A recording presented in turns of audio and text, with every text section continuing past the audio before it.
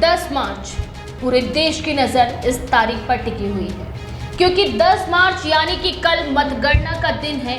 वोटों की गिनती की जाएगी और तय होगा कि 5 राज्यों में इस बार किसकी सरकार।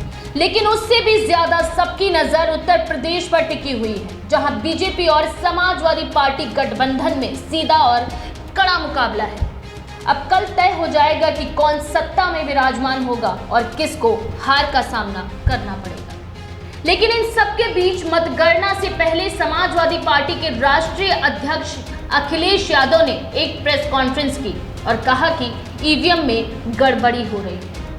कई लोगों की मिली भगत की ओर इशारा कर दिया। इतना ही नहीं, उन्होंने न्यूज चैनलों पर भी आरोप लगाए कि बढ़ चढ़कर न्यूज चैनल बीजेपी की जीत दिखा रहे हैं।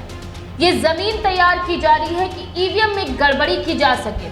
लोकतंत्र का आखिरी चुनाव, आखिरी लड़ाई की ओर इशारा किया। इसमें उत्तर प्रदेश के कुछ अधिकारियों पर भी आरोप लगाए गए हैं कि अतिरिक्त मुख्य सचिव वो जिला अधिकारियों को आदेश दे रहे हैं कि 10 तारीख को जहां बीजेपी के उम्मीदवार के हारने की आशंका है, वहां पर काउंटिंग की गति धीमी कराई जाए। और ईवीएम की गड़बड़ी को लेकर उन्होंने कई खास जगहों का नाम भी लिया है, जिसमें बनारस, काशी नगरी, वाराणसी में पहाड़िया मंडी स्थित स्ट्रांग रूम के बाहर समाजवादी पार्टी का आरोप है कि ईवीएम से भरी गाड़ियां मिली, जहां जमकर हंगामा किया गया। समाजवादी पार्टी के कार्यकर्ताओं ने वहां पर जमकर हंगामा किया। इस दौरान वहां से 2 गाड़ियां तो निकल गई, वो हाथ नहीं लगी। वहीं बरेली में भी कूड़े की गाड़ी में 3 बैलेट बॉक्स मिलने पर भी हंगामा काटा गया। सोनभद्र में बैलेट पेपर बदलने के आरोप लगाए गए। समाजवादी पार्टी के कार्यकर्ताओं ने वहां पर जमकर हंगामा किया। इस दौरान वहां से 2 गाड़ियां तो निकल गई, वो हाथ नहीं लगी। वहीं बरेली में भी कूड़े की गाड़ी में 3 बैलेट बॉक्स मिलने पर भी हंगामा काटा गया।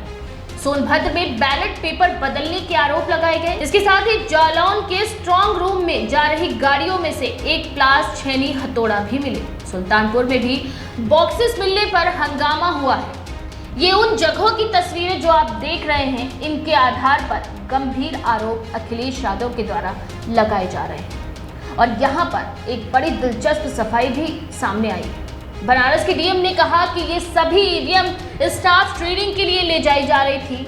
अब ऐसे में सवाल ये उठता है कि जब चुनाव हो गए, चुनाव होने के बाद ऐसी कौन सी ट्रेनिंग करवा रहे थे आखिर डीएम साहब? क्या ये स्टैंडर्ड ऑपरेटिंग प्रोसीजर है? क्या चुनाव आयोग के दिशा निर्देश पर ट्रेनिंग हो रही थी? ये अपने आप में गंभीर सवाल भी है और आरोप भी है। लेकिन इसका एक दूसरा पहलू भी है। चुनाव से पहले एक तरफ अखिलेश यादव अपने कार्यकर्ताओं में उत्साह भर रहे हैं कि सभी काउंटिंग सेंटर्स को घेर लो, वहां पर डटे रहो, 3 दिन की लड़ाई है, कुछ गड़बड़ी ना होने पाए। लेकिन क्या अपने हारने की आशंका से वो अपनी जमीन तैयार कर रहे हैं, या अखिलेश यादव विक्टिम कार्ड खेल रहे हैं? अखिलेश यादव ये कहकर कि पहले मीडिया ने बढ़ा चढ़ाकर एग्जिट पोल में बीजेपी के आंकड़े दिखा दिए, उसी के आधार पर गड़बड़ी होगी, जमीन भी खिसकती दिख रही है।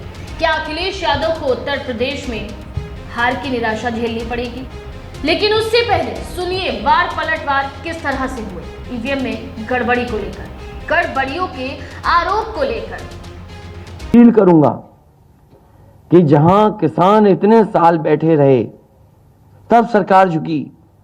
कम से कम 3 दिन लोकतंत्र के अखंड प्रहरी बनकर के ईवीएम्स को बचाएं और चुनाव को बचाएं। चुनाव के आखिरी दौर में मैंने कहा था कि ये जो अखिलेश जी नई हवा है, नई सपा की बात करते हैं, आप 10 मार्च का इंतजार कीजिए। और 10 मार्च का भी अखिलेश जी ने इंतजार नहीं किया, 8 को ही कहना शुरू कर दिया ईवीएम बेवफा है।